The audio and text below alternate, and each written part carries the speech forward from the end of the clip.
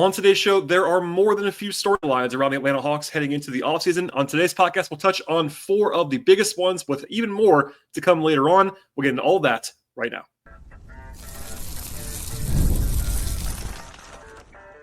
You are Locked On Hawks, your daily Atlanta Hawks podcast.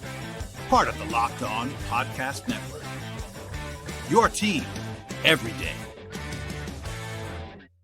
Hello, friends. Welcome to episode 1966 of the Locked On Hawks podcast. I am your host, Rowland, coming to you on a Thursday here at the very beginning of the month of May. And today's podcast is brought to you by the folks at Monarch Money. Take control of your finances right now with Monarch Money and use code LOCKEDONNBA at monarchmoney.com for half off your first year. I also want to encourage you at the top of the podcast, as I always do, to make us your first listen each and every day here at Locked On Hawks. We are part of the Locked On Podcast Network, and you can find us anywhere you find podcasts. That includes Apple, Spotify, YouTube, etc. Please subscribe/follow the podcast and be sure to tell your friends about the show. In a second, I'll be diving into the topic of today's podcast, which is a bunch of offseason storylines. But I want to tell you at the top of the show also, it's been a very busy week on Locked On Hawks podcast. We had a 2-part NBA draft deep dive with my friend Brian Schroeder earlier this week. Before that, a deeper look at Trae Young's status and future in Atlanta. Plus, yesterday, Wednesday evening, a reaction to Dyson Daniels winning the Most Improved Player Award, plus Zaccharie Risacher coming in second for Rookie of the Year, etc. Dyson's comments to the media after the award was announced. A busy show on Wednesday night. And basically, this is our 5th show of the week. We are not slowing down at all. In fact, we're ramping up more and more in advance of the draft, free agency, summer league, etc. And that's actually a good segue into today's podcast, because the plan basically is over 2 episodes. This will be the first of 2 to tackle 8 major offseason storylines for the Hawks. The first 4 on this episode, and 4 will be next week on an episode. I did this last year in 2-part fashion as well. Got pretty good feedback on this, so I wanted to do this kind of again to kind of set the table a little bit for the Hawks offseason. Some of it will be repetitive. I understand that. Some of it will be new to some people and not new to other people. It's intentionally broad, but also with a little bit of detail to kind of touch all the quadrants here. And honestly, this is going to happen last week, except for the Hawks upended things when they fired Landry Fields, honestly, and introduced a whole dynamic into the equation that was not there before. So it's been busy reacting to that and all the news around it, etc. But I'll just say again, like some of this stuff is going to be intertwined together. It goes without saying that nothing is done in a vacuum in the NBA, but some of the stuff that's going to overlap more directly than others, it's also not all-encompassing. Like these 8 things are not the only 8 storylines of the offseason as well. Obviously, you can spend money and resources on one area and kind of take away from another area, etc. Investing in the roster in one way might move resources away from another area of the roster. I won't do a full salary cap and tax deep dive as part of this, but clearly it would be helpful for the front office, whoever runs that, to be knowing what the limit is for Tony Ressler's spending, perhaps. Are they actually going to spend big on a consistent basis, or is there a clear red line at the tax? Like, that's an interesting and important question, of course. That's just one aspect, but kind of flow through everything, honestly, from the mid-level exception to trade exceptions, what they offered to Karis LeVert, to Trae Young, Dyson Daniels, all kinds of things there. So there's tons of different storylines that we'll touch on, and they're influenced by each other. I'm not pretending otherwise, but I'm getting into kind of 8 separate things here. Again, 4 of them on this show. And also, the plan is to have player capsules again this summer when we kind of dive into players in real depth on an episode per player, basically. So that won't be here either. So that's going to come later on too, but stay tuned for that, et cetera, et cetera. All right.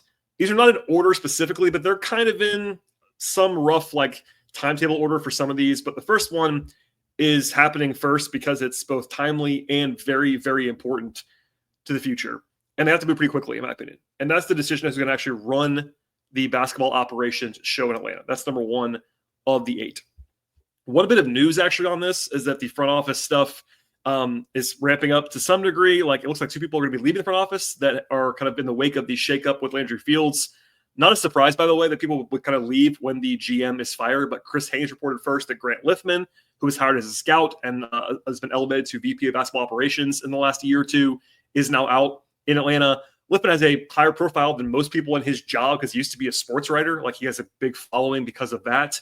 Grant's a good guy, was always around the team, but is moving on by all accounts. And then Mike Scott reported that former agent Chris Emmons, who was hired as an advisor to the Hawks back in 2023, is, quote, not expected to remain, end quote, with the Hawks. So I'm assuming he'll be moving on from that advisor role. Not massive swings, obviously. They're not at the level of someone like Ansi or Kyle Korver or whatever, but they'll probably have to hire a couple more people whenever they hire the top person. And that's what this actually is. So the big picture topic of this, beyond the news, is, quite frankly, who's going to be in charge of basketball operations. Some of that is Tony Ressler, and it will always kind of be that way, for better and for worse. But I didn't include this because of the rumor mill stuff only. It's genuinely uncertain right now who's going to be at the top of the organization. That is real. That's a real thing. Bob Myers is a big name, but people that I talk to are skeptical of that actually happening. He seems to be fine at ESPN, for example. Tim Connelly from the Wolves would be a big get, but Minnesota just won a playoff series. I don't think he's going to probably leave for Atlanta if I had to guess right now. If he can be a free agent this summer, if he wants to be. Elton Brand is a candidate. I like Elton a lot, but his first stint as an executive in Philly was not great. He's highly regarded, but I don't think the Hawks would be falling all over themselves probably to hire and celebrate that hire for what they've actually been trying to put out there as what they want in that role. Mike Scott reported 2 more candidates on Tuesday this week, actually, with John Hammond and Sharif Abdur-Rahim. John Hammond is currently a senior advisor in Orlando. He was the GM there at one point, also was the executive for the Bucks for a while, 10 years ago-ish. He's also 70 years old. I'm not sure like how much that matters, but it's a relevant data point that you might want to bring in that kind of overhaul for a guy who's kind of in that senior advisor role in Orlando right now. Sharif Abdur-Rahim, obviously a big name, former Hawks player, very good NBA player for a long time. He's from here. He went to Wheeler High School in Cobb County. Big name locally. He's currently the president of the G League right now, but he also has never run an NBA team. So I'm not sure where that kind of slots in on Ressler's stated desire to hire someone with experience running a team. He's not done that to this point in time. So I won't say everything that I've already said before about the process, but it's already pretty odd that the Hawks have a firmly entrenched general manager in Ansi Salah and a firmly entrenched head coach and Coach Snyder before they try to hire their bosses, basically, a president of basketball operations. And I still think, and I will say this, I've said it before, I'll say it again now on May 1st, I think there's a chance that Ansi Salah just ends up being the top executive. It may not be in the president of operations title, but there's a chance that I've heard and put together that like they may not hire anybody, and they might just go with Ansi, who, by the way, is quite qualified to run a basketball team, I would say. But part of the uncertainty is that Ressler painted a very specific picture of what he wants in a senior level person with experience. But people fitting that bill aren't generally super available. Like right now, the only person that really fits that bill that's not currently running another team is Bob Myers. And if Bob Myers is not going to happen, and it probably won't, I won't say definitely won't, but it certainly may not, you have to try like poach somebody else, which is hard to do. Maybe you get lucky if Conley just leaves willingly from Minnesota, but like it's not an easy thing to do to hire an established senior level executive who has experience. Like, yes, Elton Brand checks that box technically, but he did it once and it didn't go well. So what does that mean? Does that mean that he checks the box? We'll see. Long story short, it's undeniably a massive storyline for the Hawks this summer. It could be done soon. Like it's May 1st right now. One thing actually people have been asking me about is like, how important is this for the Hawks to hire somebody before the draft? I'm like, well, pretty important because generally speaking, they may not be the main scout, but that person, whoever it is going to make the decision on the draft pick a lot of the time. And the Hawks might have 2 picks and like it's getting late early. Like the combine is in 10 days. Like they want to have somebody in place by them. I would, but we'll see how that happens. But it all flows down. This is a big thing because this affects every other decision. Who you hire to run your team affects the guys you want to pay for players, because they're going to have their own preferences, how you want to handle the salary cap and the exceptions that you have, development, culture, all those things flow down from the top person in the organization. Yes, Ressler is that person, but whoever that number 2 is, number 1 in basketball operations, is a big, big, big deal. And it runs the whole thing, making big decisions, shaping the team. And that is number 1 on the list. I didn't rank these in terms of importance, but that's certainly the one is like the easiest, most prominent one right now because they don't have someone to run the organization. And that's a big, big deal as of May 1st. All right, more to come on today's podcast with 3 more of the massive storylines to touch on this summer. But first, a word from our partners on the show. Today's show is brought to you by Monarch Money. We've all done this, I'm sure, but at times in the past, I've looked at my bank account and wonder where all the money happens to go between dining out, online shopping, entertainment, or whatever it is. It's easy to lose track sometimes of your money, and that's where Monarch Money comes in.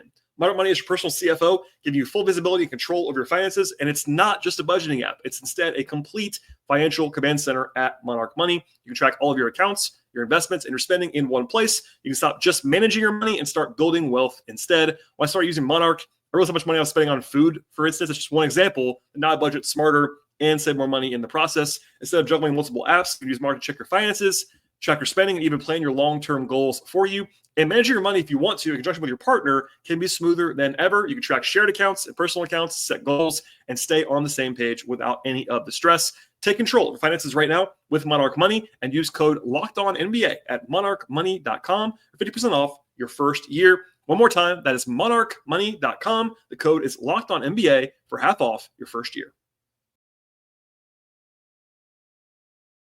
All right, number 2 on the list, again, this is not in order of any specific hierarchy necessarily, but is the draft lottery and the draft.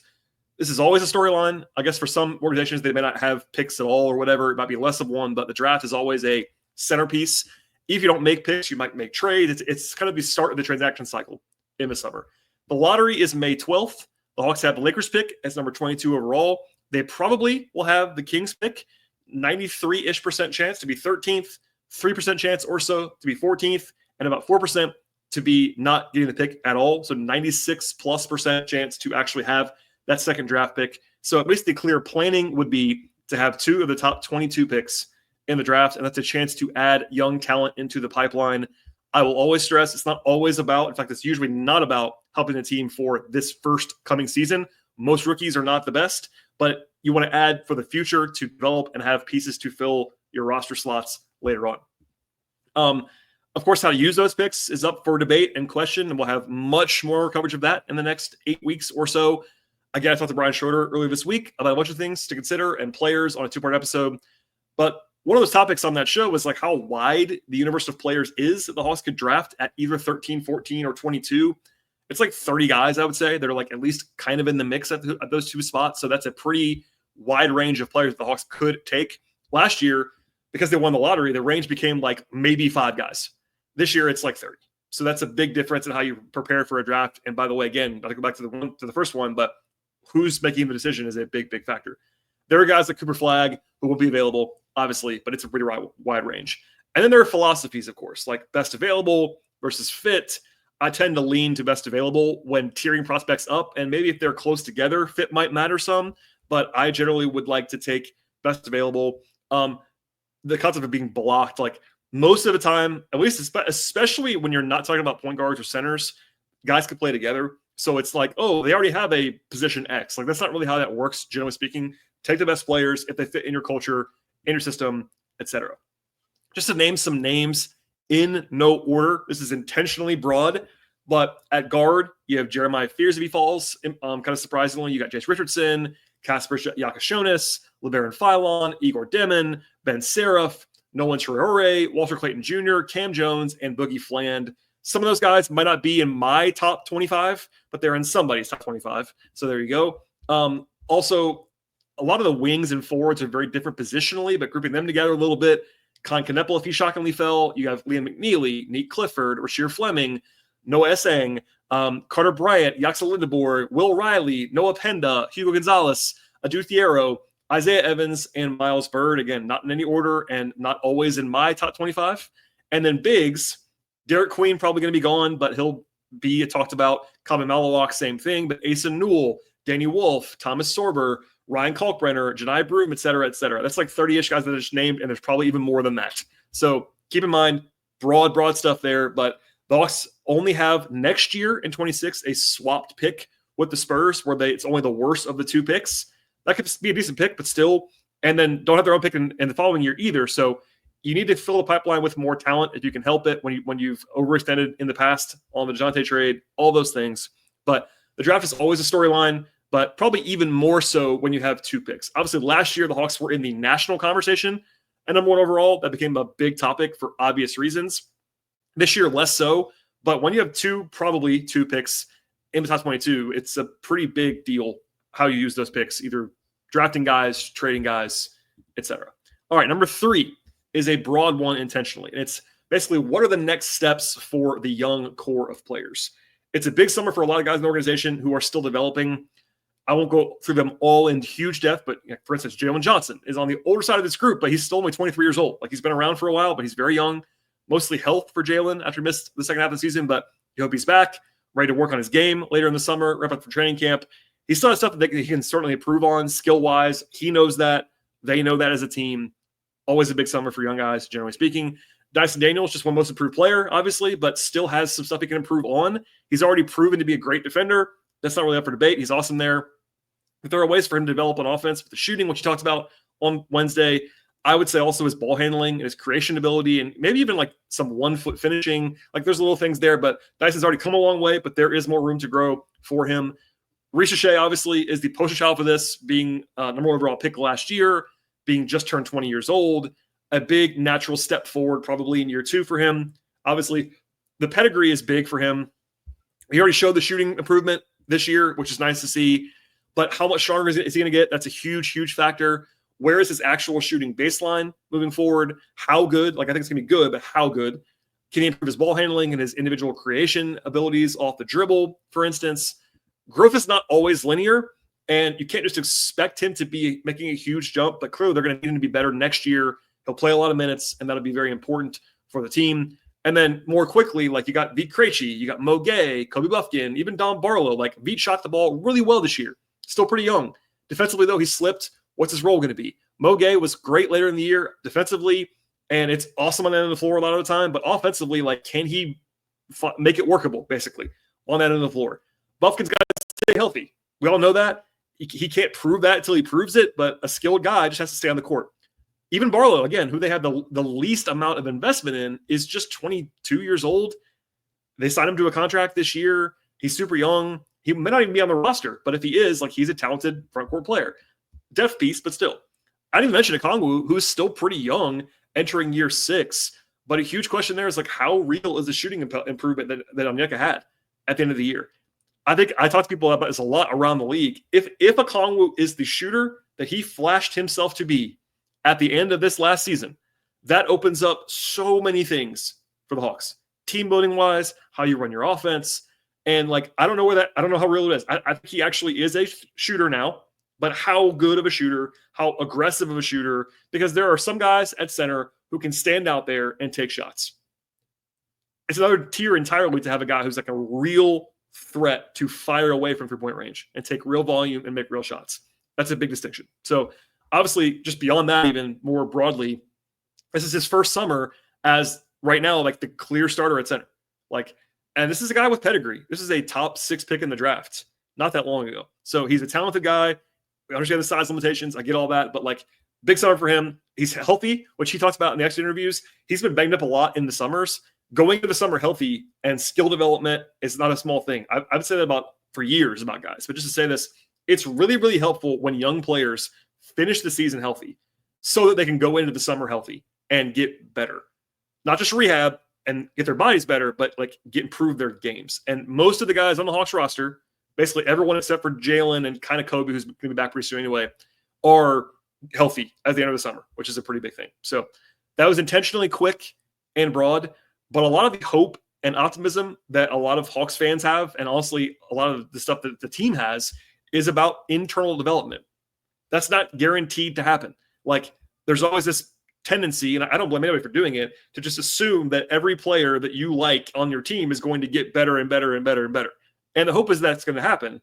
But even someone like that, like Dyson or Jalen, who had like breakout kind of seasons, it doesn't always go up and up and up and up. You hope that it does. So development has to continue. And a lot of like all of the core pieces, all of Atlanta's core pieces are 26 or younger. All of them. Trae Young's 26, he'll be 27 pretty soon. He's the oldest guy. Everybody else is like 24 younger. So like they have a lot of internal improvement that gives you optimism, but it has to actually happen for you to get to where you want to go if you are the Hawks. All right, more to come in a second after a word from our partners.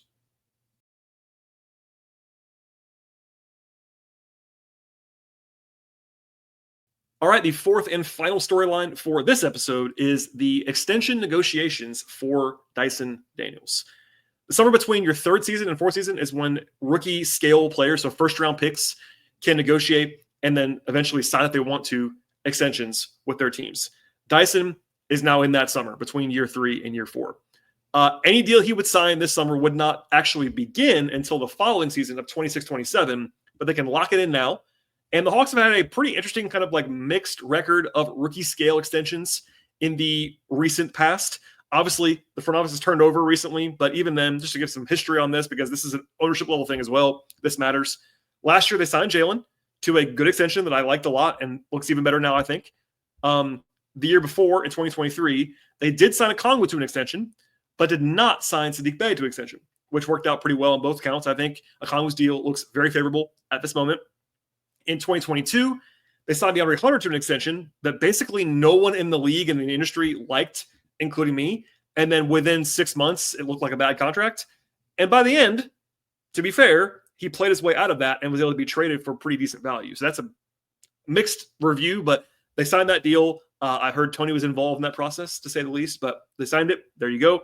The previous summer in 2021, they signed Trey, which was an obvious auto decision after he had just led them to a conference finals appearance.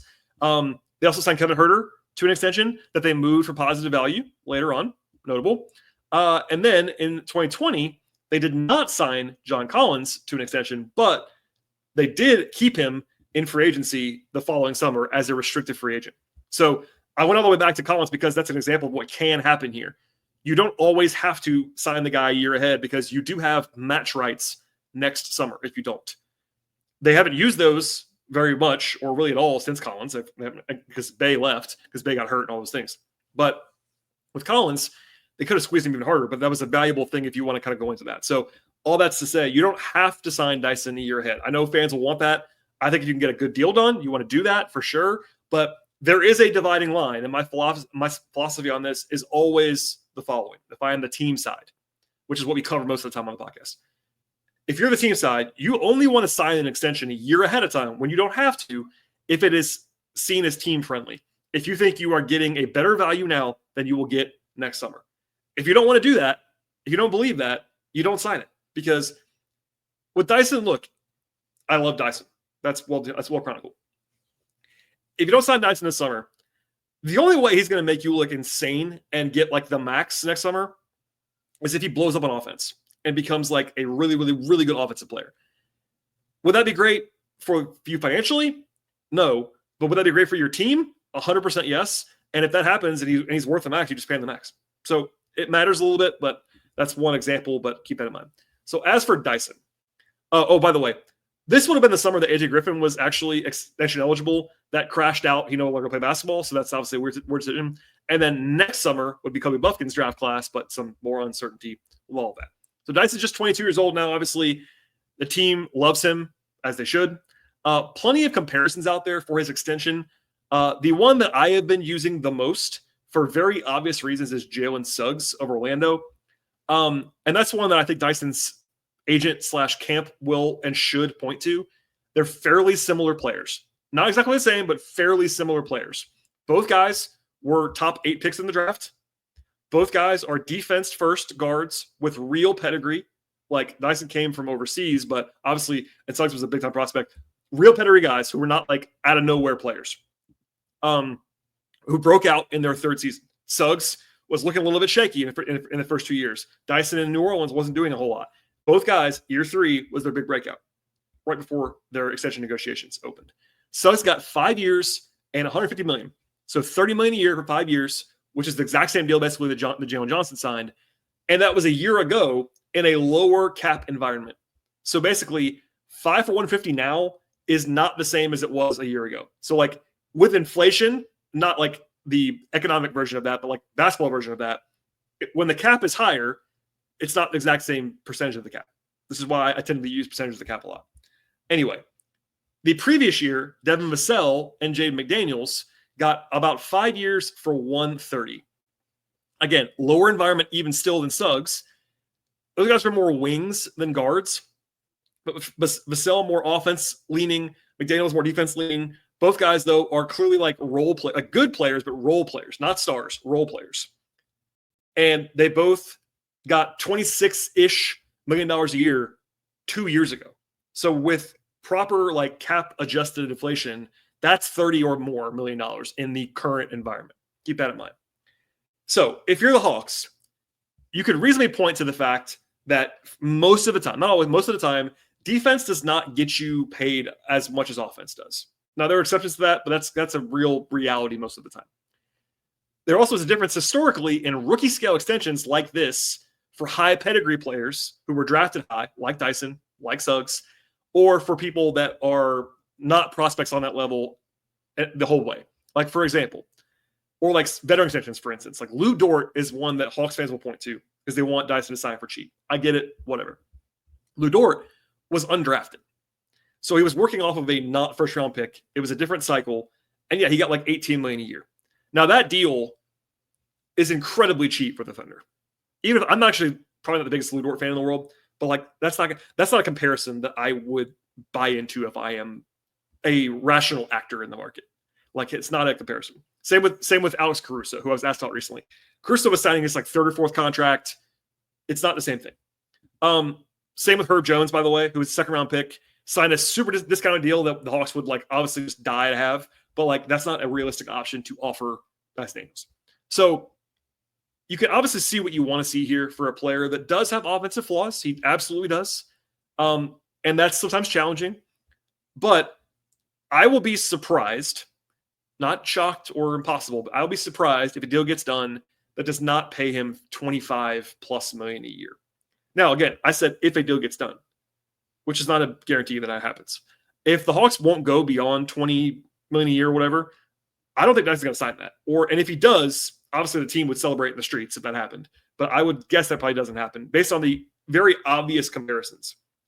Going back to Suggs a little bit, I'm not saying Dyson is going to be better than Suggs. That's a debate people can have. Suggs is a more proven shooter, for example, and probably a more proven like on-ball creator offensively. But make no mistake, that is the best comparison that is available in recent vintage. You don't have to buy all of it. You don't have to say that he's going to get more than Suggs or should get more than Suggs. I'm not saying that either. But that is a clear thing that Dyson's agent is going to bring up and should bring up. Because, by the way, if you don't know about this, like you don't want to anchor to previous extensions too much, but they come up in these negotiations. They 100% come up. Like people use stats to compare these things, but like Dyson's an interesting case, and obviously he didn't win Defensive Player of the Year. There's no like trigger in his contract for making more money, but the fact that he's an award winner, young guy, Defensive Player of the Year number 2, like that's probably going to help you if you're Dyson's agent to get him paid more. Keep in mind that again, I said $25 million a year as my like kind of baseline for whether it gets done or not. If the Hawks will go there or higher, it probably gets done. We'll see. Keep in mind one more time that so the cap was 135 like 2 years ago. $25 million under that cap is a lot different than $25 million under the cap of 155 that's about to happen this next year. I made this point a lot with Jalen last year. People were like confused that I was saying how much of a bargain it was for Jalen Johnson to sign for $30 million a year, because $30 million a year is a lot of money. It used to be the max or more than the max not that long ago. But it's all about the percentage of the cap, much more than the raw dollars. I know the raw dollars are monopoly money. This is crazy money. I get all that in real life samples. But it was a steal to get Jalen $30 million a year. It just was. And if Dyson signs for that much money, whatever, the Hawks actually might use Jalen as a comp in negotiation to Dyson. Now, they're different players. But if you're the Hawks, you could probably tell Dyson's camp with a straight face, hey, guys, Jalen's a better player than Dyson in our mind. And it would be hard for us in the locker room to give Dyson more than we gave Jalen. I'm not sure if they're going to say that, but that's not a crazy thing to say out loud in a negotiation. Regardless, I can do this all day long. But one more time, Dyson doesn't have to sign now. It's interesting storyline to follow all summer long. It could be done as soon as July 1st, which is 2 months from now. Or, as most of these do, they drag on to October. So like a lot of the like no-brainer max ones, like Trey's, for instance, Trey signed July 1. Because there's no negotiation really that happened there. Like it was like he's gonna get the max. Most of the deals I cited earlier, DeAndre's deal, Herter's deal, Jalen's deal, Okongwu's deal, were all almost at the very end in October. Because most of the non-max ones go all the way to the end. They don't all do that. There's usually like 1 or 2 that happen earlier that just get done, whatever. But if I had to guess, Dyson probably doesn't get done until October. But my guess right now is it probably gets done.